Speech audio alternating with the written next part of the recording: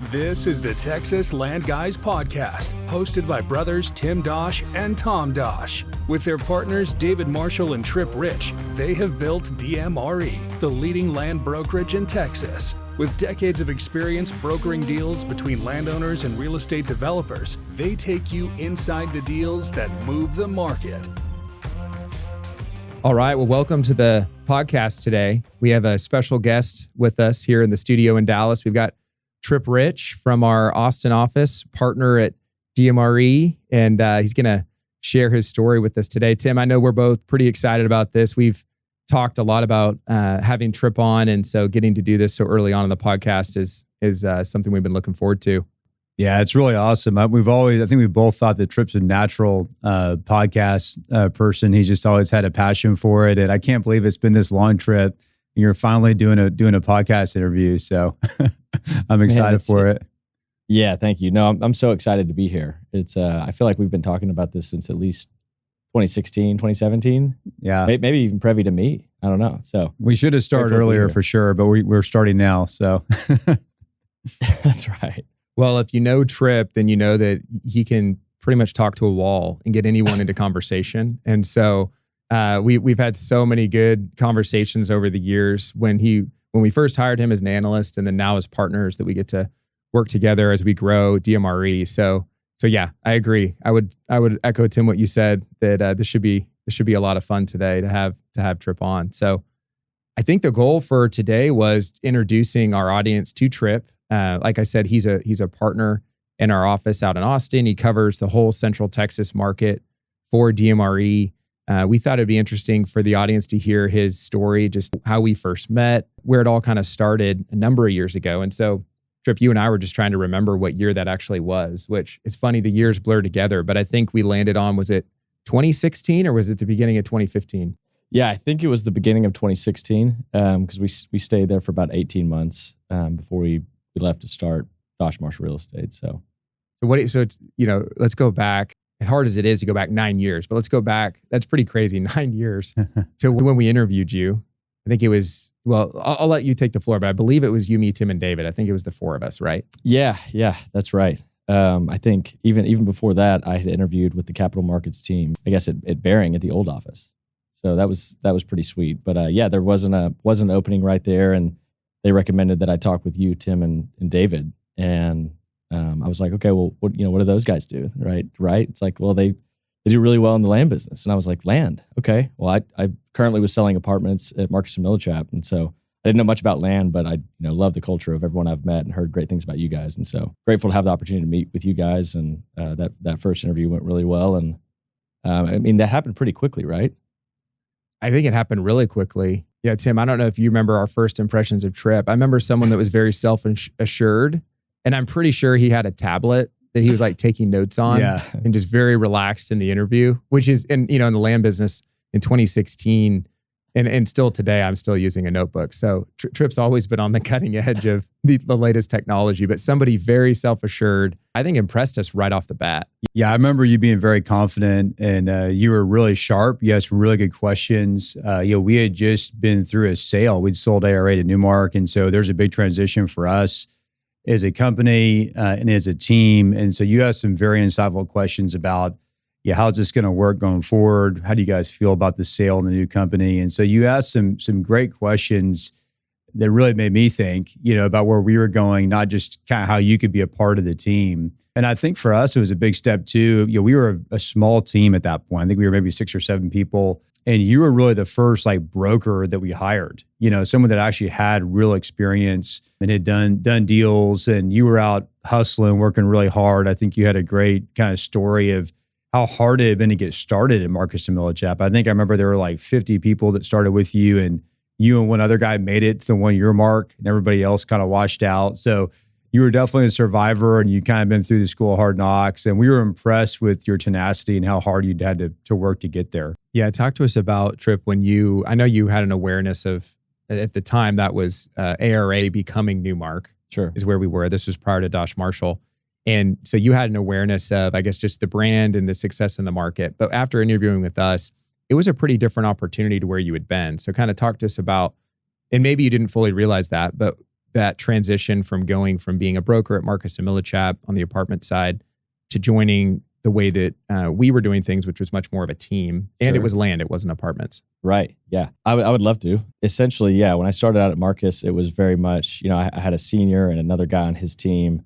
Incredible opportunity, but I was thrown into the fire pit pretty quickly. I think I was right out of college, maybe 2 months. I was 22 years old, and I was given a laptop, and I was given like Sharpstown, kind of like Southwest Houston. For those of you not familiar with Houston, bit of a language barrier there. Yeah. Selling Class C apartments. And so, yeah, I learned a ton in that 18-month window, but it was very much sink or swim and a pretty difficult culture. And so, yeah, I didn't know exactly what I was getting into when I met with you guys, but it felt a lot more natural to be around you guys and the way that we connected and the way we talked. And I think the way that we even think and have that futuristic look of working as a unit, which again, I wasn't privy to at the time. But Marcus was very, very siloed, very, very lonely, and pretty difficult to succeed as a 22-year-old selling, $20-30 million Class C apartments in Houston, Texas. So all in all, from that transition over to working with you guys, as a research analyst on the land side was pretty massive difference. But I've always played sports growing up. And so being on a team environment, I think helped me grow not only as an individual, but just with working with everyone that we had on the team. So that's kind of the background of me coming over and working with you guys. And I think the biggest piece that I noticed, and still to this day, is our company culture, our teamwork, and how we go after production and working on deals together as a unit, how we can do so much more as a team than individual brokers like the traditional model. I remember spending a lot of time together early on, because I think that when we hired you as an analyst, a lot of that was you were kind of working almost directly under me. And Yeah. we were going through a lot of transition in the market, because at the same time the sale was happening, there was a significant oil crunch that hit. And that hit probably about a year before we hired you. But Yeah. I remember one of my first memories of you being on the team was coming and hearing me speak at a CCIM event That's right. in Houston, talking about the market. And I just remember one of the things we talked about at that event was we had just represented a client on a deal where they'd gone through 70 lenders to get one term sheet, to get one of the only apartment projects built in Houston that year. And so it was a tough time. And the reason I'm saying that is because I think what you and I talked a lot about early on was where we should focus our time. And that was a conversation that we had both on the personal side and more on the work side. And I remember on the personal side, you were telling me, I was like 6 o'clock one night and you're like, I've got to go. There's like this pyramid scheme I'm working on. I'm selling like soap, or I can't remember what it was, or some like protein powder or something. And then you're like, it was health oriented, just to be clear. you're like, I'm sleeping on a friend's couch because my Airbnb that I bought is rented out. So I'm just couch surfing for the next 3 weeks.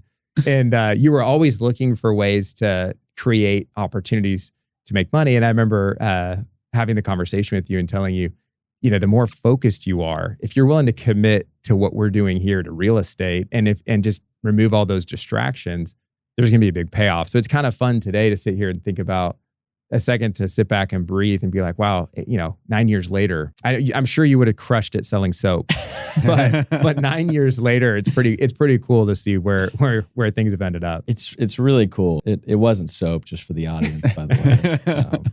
But yeah, no, it's so interesting that you bring that up. Your memory certainly serves you. I think I remember that conversation now that you bringing that back up. Like the memories are kind of floating back in, and at the time I was really hungry and I wanted to survive and make it. And I remember that conversation and it kind of being profound. Because I was like, man, that's kind of daunting to focus on one thing. I'm pretty ADHD, and I've constantly always had side hustles, and then.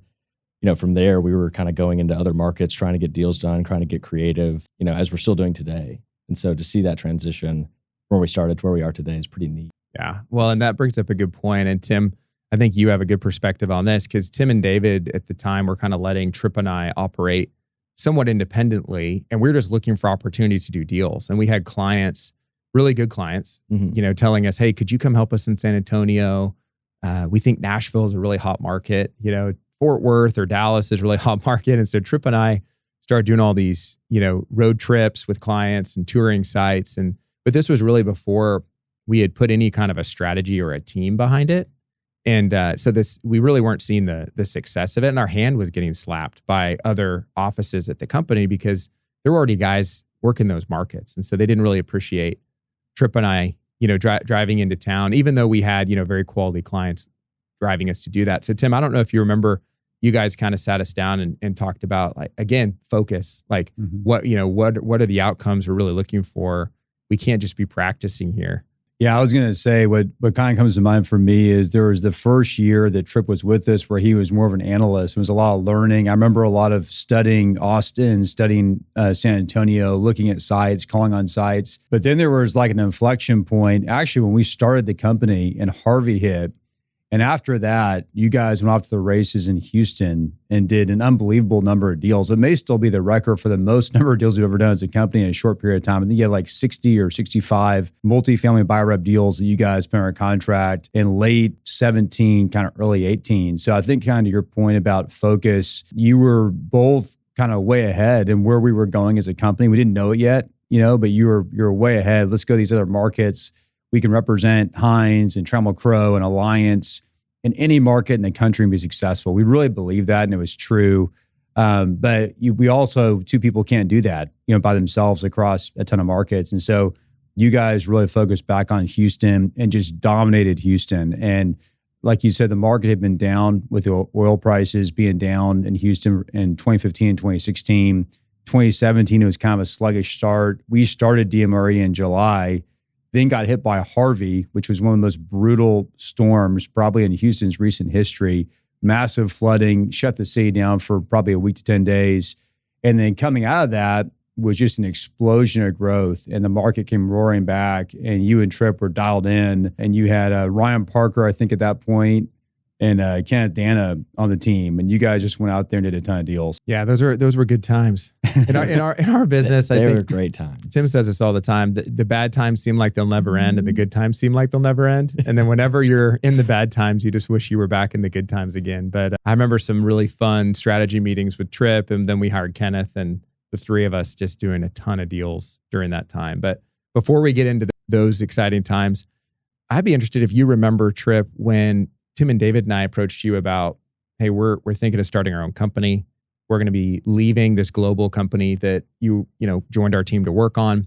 We had, Tim and David and I had spent a lot of time negotiating our contract with Newmark to where after the sale, we could leave and we could bring our people with us, which was just ended up being an incredible opportunity for us to be able to do that the right way. And just that we had their support in that. But still for you, I'm interested what you thought about that. And then we can talk about where we officed at the beginning and just some of the kind of building things back up, and really just having to believe in ourselves that we could do it. Yeah, sure. From my memory, I believe it was somewhere around 14 months after I started. So it had been like a couple of months, maybe like 3 or 4 months before we actually exited. You guys had approached me, and I had no idea what we were meeting about, and so I was curious while we were all sitting down. But I think I remember you guys, telling me what was going on, filling me in on y'all's plan and like the vision, and then inviting me to join you. But being very clear and concise with what was important to you guys, which was you guys wanted to leave correctly and make sure that we had the blessings of Newmark. Obviously, a lot of good friends to this day. Great group of guys, and so obviously I said yes. Was super excited to join, and yeah, we got that. We got the clear green light to go, and it was pretty sweet. I remember transitioning from Newmark's office space, which was on top of Whole Foods in the Galleria, like a really nice space. Spent way too much money at Whole Foods. Spent a lot of time there. And we switched over. I can't remember, what was the name of Shuford's company? Clovis Point. Clovis Point. Clovis Point, yeah. So we went in office with Clovis Point. And I remember them being 2 offices total, and Robert was in one. And I think you and Tim and David kind of shifted the other office. And then the balance of the team. Yeah, the balance of the team was in the pit. We had a card table that Kenneth was on for a while. That's right. That's right. Yeah. And so, humble beginnings. A really cool experience, especially like looking back at it and talking about it right now. It kind of brings back a lot of feelings, memories that are ultimately like positive. It's pretty cool where we started and where we are now here on the podcast. So, well, I think you saying yes to come over and be a part of that. I think for the three of us, we've been working together, Tim, David, and I, a long time. Sure. And so for us, I think we never really saw failure as an option. We really felt like this is what we were supposed to do. We were really excited to do it. We wanted to work in other markets, but just having you put your trust in us, and there were other key employees that did the same thing and were willing to make that change. And then, like Tim said, when Hurricane Harvey hit, boy, that was a hard time because it was like, gosh, I mean, that was a tough time to leave. There for a while, I was wondering, does anybody want to invest in Houston again? I mean, you see it on the news, but like it was the same thing when you drove around town as it was on the news. It was bad. And for a while, all we did was help people and help people, tear their houses down and start over. We weren't even doing business or deals at all. So that was kind of a discouraging time. I don't know what you remember about that. Yeah, no, it was really interesting. I remember doing a project with, we teamed up with Alan Harrison, I think. We were helping people there. I remember calling you and you're like driving your F-150 through floods to go help people, and people were in boats driving through West Houston, helping people, get like evacuate, which is pretty wild to think about, being in Texas. Yeah. And then, who would have thought that right after that, we probably experienced one of the hottest markets that Tim just mentioned that we've ever had as a company, as a team. And, I think we were so hungry and ready, and we needed to go make deals happen. I mean, there's just the attitude of, it's a new company. We have great clients. We knew the market really well. And when things kind of turned back on, it got pretty crazy pretty fast. Yeah, the timing was super interesting right after the hurricane. I remember our first hire was Kenneth. And, I think he pretty quickly joined our team.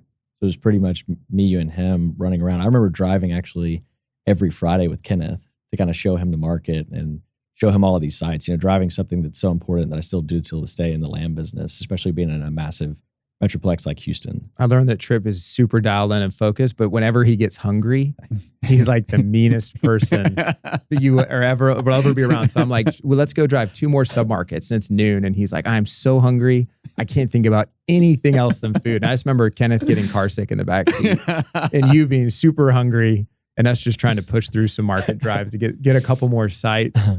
But I remember that too, just driving the market. And I had a feeling you were going to bring up that story, so that is funny. And I will. He's not wrong. Yeah, it was kind of like Dad and his 2 kids. One was car sick and one was hungry. But yeah, I remember doing those drives every Friday morning and getting after it, and going out right when we get back and drafting all the sites, calling those landowners and getting sites to clients, immediately. I think that's something that I attribute a lot of our success to, is just moving quickly, especially when our something that we do really well is we put our clients first. And I think that's attributed to a lot of our success with, even going into other markets. We talked about the other markets when the market was down, but, by putting our clients first and listening to their needs, that's kind of what made us do the initial research in San Antonio and Nashville. And then once we left, and then Houston blew up and we got a really good stronghold in, 17, 18, 19. And I think that's ultimately why we, ended up transitioning out, was we had the same clients that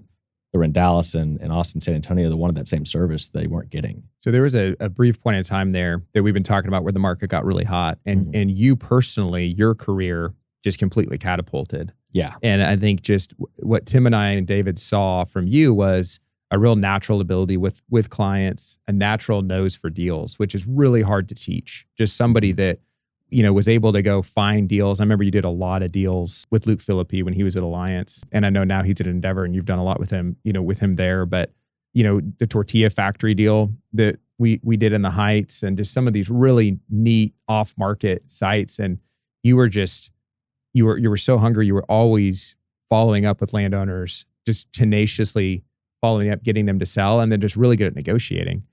But beyond that, I think what Tim and David and I saw as we started thinking about promoting you to be more of a leader in the company was really just that you really believed in the team. You really believed in technology. You believed in the importance of always improving. You didn't have this mindset of, I've done some deals. I'm kind of a really good broker.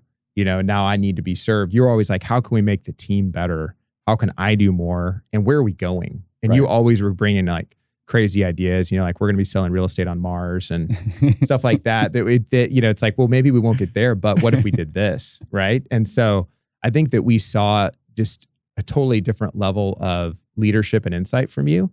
And what's pretty amazing is you went from being an analyst to, being a vice president, and then obviously you're a partner now, and we've been partners now for years. And so talk to us about that change, and that must have felt like hyperspeed for you, just going through that change so quickly. Yeah, it still feels like that today.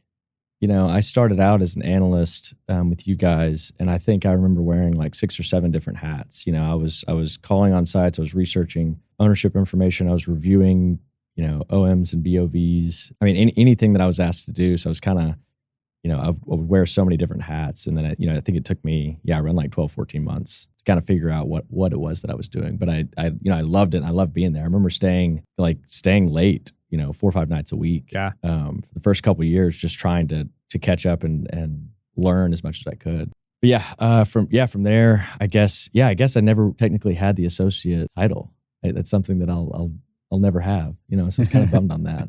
But yeah, the analyst role was incredible. I remember transitioning to the vice president role when we were opened Dosch Marshall Real Estate. And, even from there, that was a really quick window in 17, 18. I feel like it was around, maybe a little over 2 years that we had that huge ramp up period together. And we got that really, really good stronghold in the marketplace. And I remember having those conversations with you and then Tim and David even about, hey, we've got this incredible team that we've grown. We've got this great business that's continued to thrive and expand in Houston. And while we think this will continue to be incredible markets, so many of our clients, it's countless amount of our clients that we did hundreds of deals with now wanted, Austin and Dallas and San Antonio. Mm-hmm. And I think, us all being from Texas and, being a little bit biased, the Texas Triangle has got so much growth opportunity that I think we saw that, I won't say early, but I would say a little bit ahead of the curve. And by the grace of God, we were able to go and transition from you and Trey. I think Trey was our first hire in Dallas Fort Worth. And Ryan, we'd hired, I think 3 or 4 months before we started covering Austin, San Antonio. And I think it was in the beginning of 2019 that you and I had kind of set up some pretty big goals to have a pretty big pipeline within a 12-month window. And, we said, hey, if we can get that pipeline within that 12-month window, it's like we can move and go plant our flag and do this. But if not, we were kind of going to get pulled back into Houston, So it was kind of a do or die scenario, but we both believed in that. We already had, the team and the systems and processes in place for us to allow us to succeed. And so I think that was pretty neat, and that, the way that we transitioned. But yeah, to answer your question, it was, it happened lightning fast, moving from an analyst and then being in more of a production role, working directly under you. And I can't remember, countless amount of hours that we spent in your office strategizing and figuring out how we're going to have an edge on the marketplace and get to these deals more quickly and really just service our clients, which I think is our, something that we do really well. I was just going to say that your willingness to learn and the number of books that the three of us have passed around and podcasts that we listened to. Books, yeah. I remember for a while there, we were trading the Story Brand podcast around like nonstop as Donald Miller was interviewing different leaders. And I think we've always appreciated that from you too, just that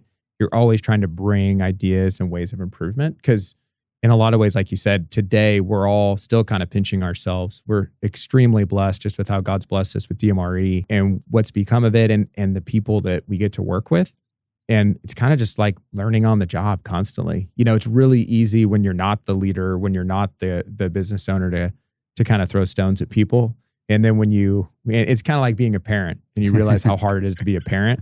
And then you realize that there wasn't really like just a playbook that said, if you do these things, it's all going to work out. And so you just got to learn as you go.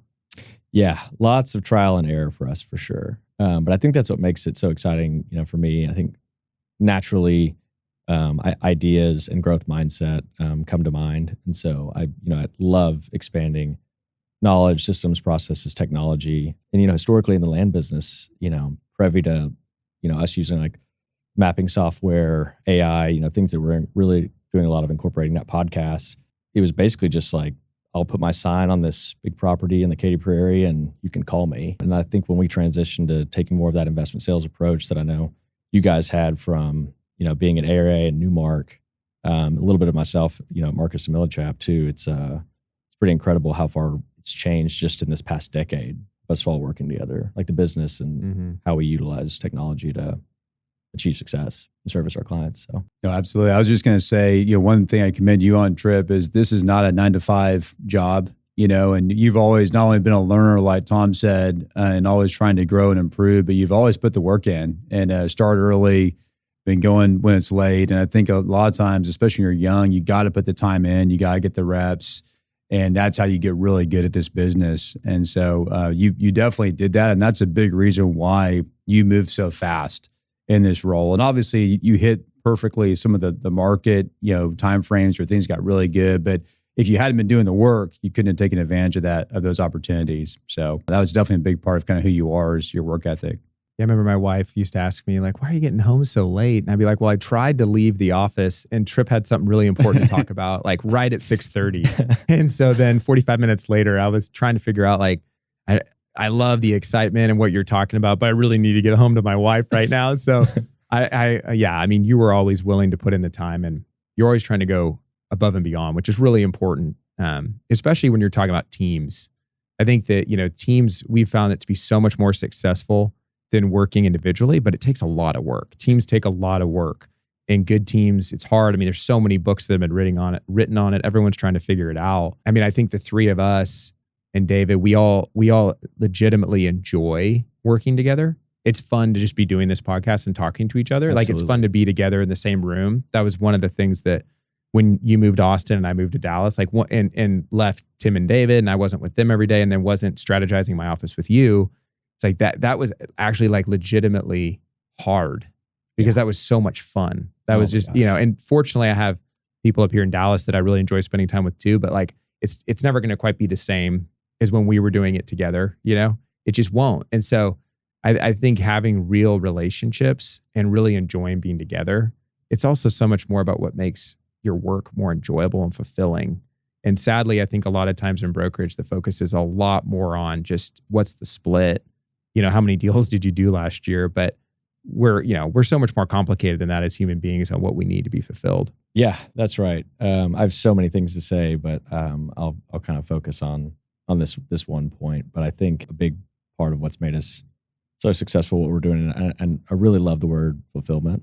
I think a big part of that for us has just been trusting the process and not having the, any like, yes, like we all have financial goals, right? But we were never like sitting there just focused on this, money number kind of scenario. We were a lot more focused on trusting our like getting our process really dialed in. And in doing that, and then working in that team environment with people that you enjoy being around, it's really not like a job. It's like this really fun game that we get to play. And would there be hard times? Absolutely. And I will certainly second you on, whenever we left Houston, it was really difficult, not having that daily strategy session or talk. And, and we still talk on the phone, not near as much as we used to, just because we don't have time, and so just even being back in this room with us three right now is like super exciting. And it brings back a lot of like really joyful memories and ideas. So, yeah.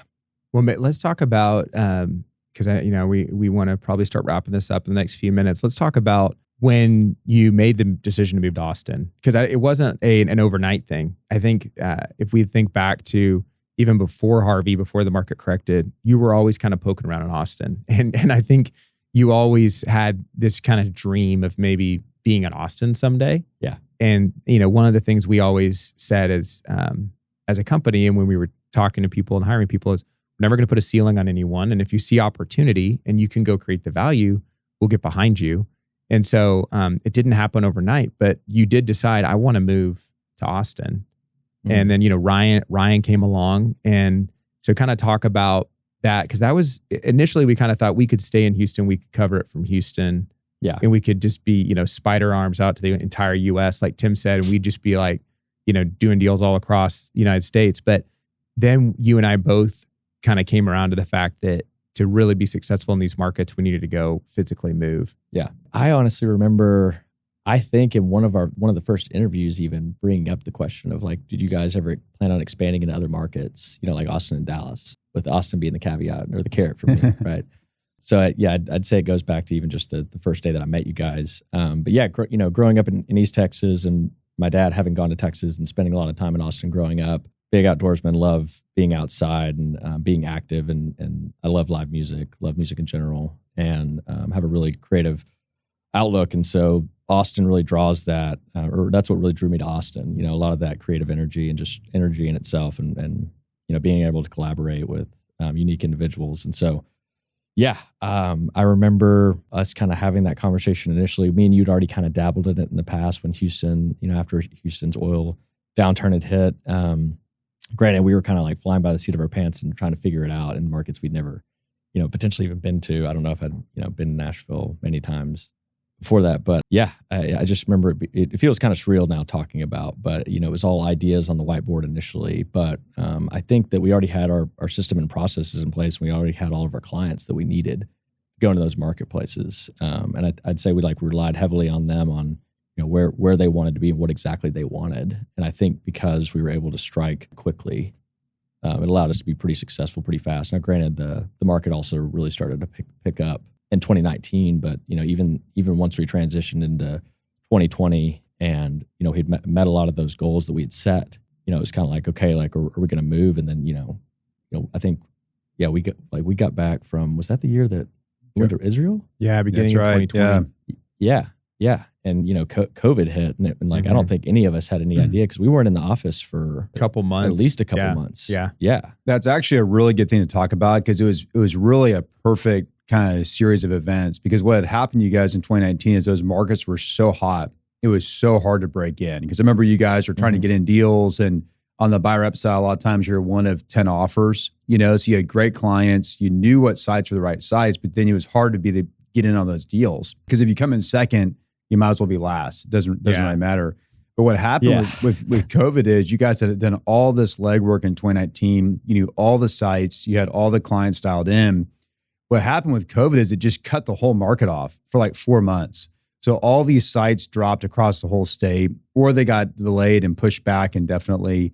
There was kind of this like 4-month freak out period where people are like, what's going to happen? You know, this is a pandemic. We've never experienced this before. We couldn't even talk to each other in person. We're all in our homes getting on the phone together.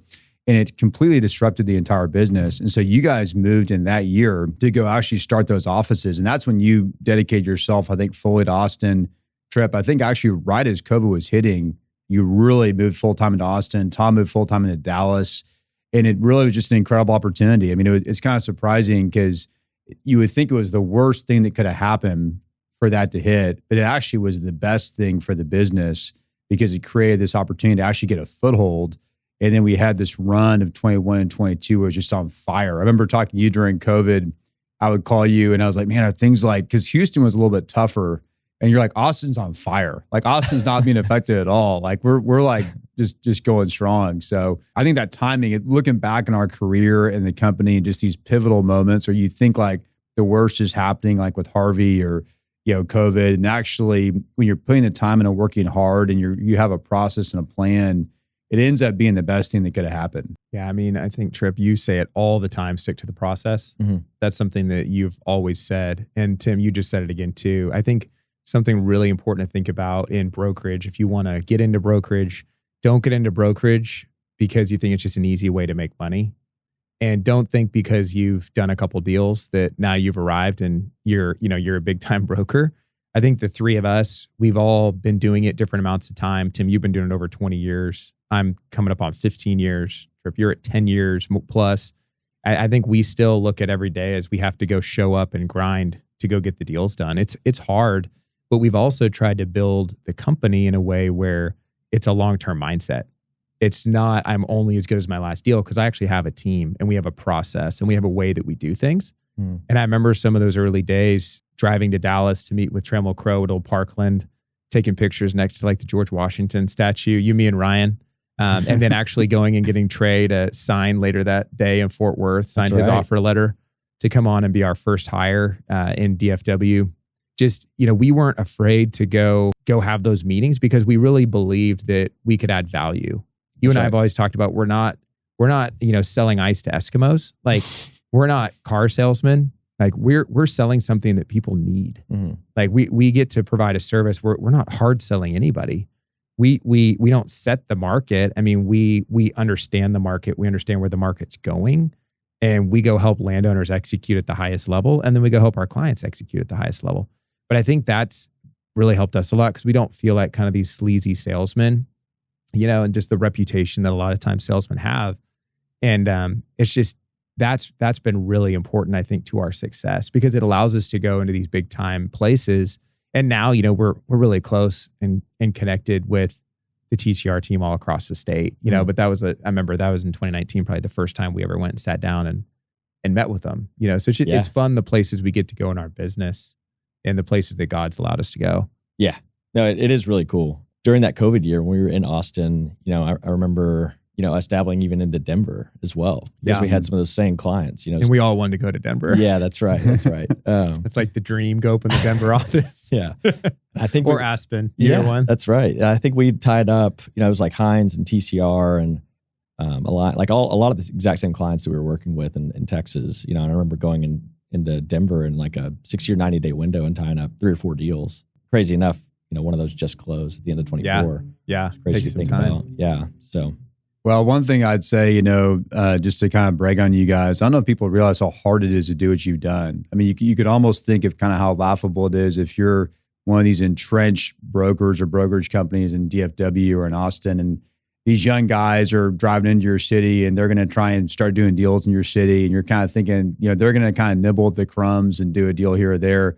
But you guys have moved into both those cities, and within a couple of years, you're dominating those markets. I mean, you're doing hundreds of transactions. You're doing the big deals with the big clients that are the kind of newsworthy, noteworthy deals, and you're really taking a bite of market share. And that's just unbelievably impressive. So just to kind of brag on you guys a little bit, because, we've been here working in Houston. We just kept doing what we've been doing, but you've had to go kind of plow some new ground. And that's hard to do. I mean, there's a lot of competition.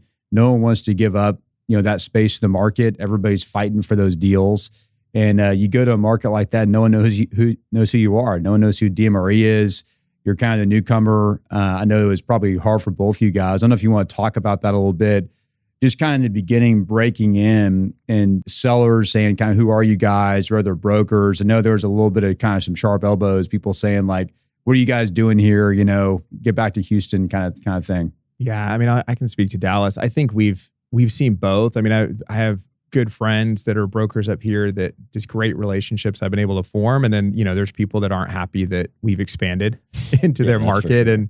And so you kind of experience everything, but we've been really fortunate. I would say that the 2 things that I thought about when you were talking, Tim, was one, the clients we get to work with, like Tripp said. I mean, the reason that we started offices in Dallas and Austin was to work with groups like Trammell Crow and Alliance, and D.R. Horton and all these, whether it's a builder, industrial, multifamily, whatever it is, these incredible clients that saw the value that you and David started, Tim, in Houston, and then we added to, and then said, we want you to do that here in our markets as well.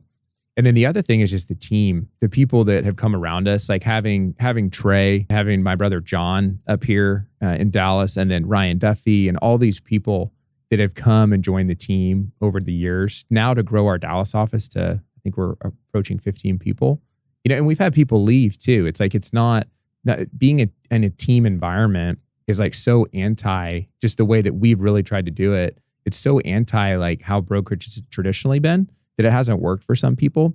What's really cool is in Dallas is we've had some people leave. Every year we've produced more. Every year we've gotten stronger, and we're the strongest we've ever been. And I would attribute that mostly just to the incredible people that we have, the team that we've been able to build, the same processes that we're improving all the time. And so that it's a lot of fun. I think for me, the challenge of moving to DFW and just knowing that people are thinking you guys aren't going to be able to do it. I remember he had a client that told us, you'll never close a deal in Denver, and just laughed at Tripp. That's right. So if he's listening, we closed a handful of deals in Denver and we never had to open an office there. But I think we love that kind of challenge, not to be prideful or brag, but just we love challenges. We like to win. We like to work hard. It kind of gets you up in the morning to have something else to go for.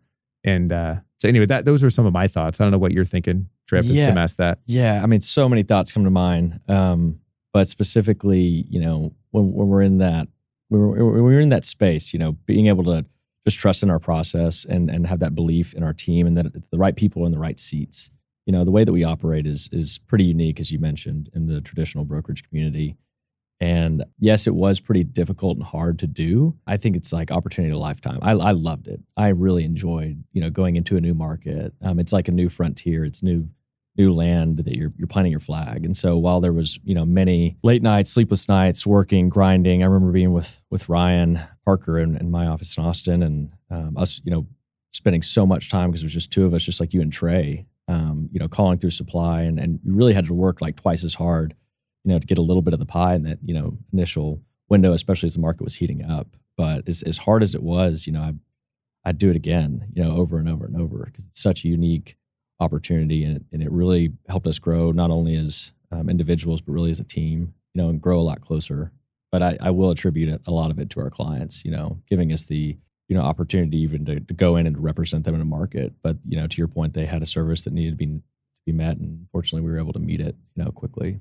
Well, I think it's neat as we wrap up this podcast episode today, just to think about Tripp, just you starting as an analyst, becoming a partner, how thankful Tim and I and David are of you, and just also how proud of you we are, and how much fun it is to think about, the part we had in you growing from an analyst to being a partner, and then just getting to work together, like legitimately enjoying working together. We have so much trust in you, and trust is really important when we're running offices and we get to talk to each other. But like you said, we're all so busy. There's so many things that are pulling at us, from just running the company to doing deals, but we have, I think, just a lot of trust in you and trust in one another. And it's fun to just know that we're side by side going after the same thing every day. And we're all three really competitive. And I think that really, it just helps drive what we do too. That's right. Man, I really appreciate you saying that. I really do.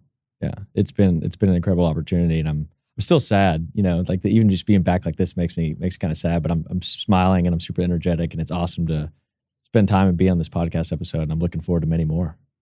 For sure. All right. Well, thanks for joining the podcast. Tim, anything you want to say as we wrap up? I think that's great. It's great hearing the stories, and like Tripp said, kind of entering back into some of those memories and reliving it a little bit. It's been a lot of fun. So I've enjoyed it. Thank you for listening to our podcast today. If you have questions about land you own in Texas, send us an email at texaslandguys@dmre.com and follow us on LinkedIn to stay updated.